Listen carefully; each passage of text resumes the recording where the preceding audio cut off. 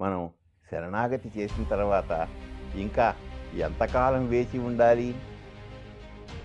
ఎంతకాలం అంటే మనం ఏం చెప్తాం? అది అడిగే కోరికను బట్టి ఉంటుంది.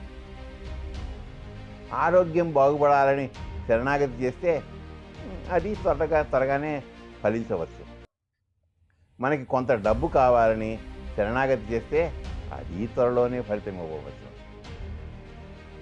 మనం ఈ దేశంలోనే అందరికంటే గొప్ప ధనవంతుడవ్వాలని శరణాగతి చేస్తేనో, ఈ దేశానికి ప్రధాని కావాలని శరణాగతి చేస్తేనో ఎంతకాలం పడుతుందో చెప్పడం కష్టం. అదే మనకి మోక్షం కావాలని శరణాగతి చేస్తేనో తప్పకుండా మనం బతికి ఉండగా లభించేది కాదు.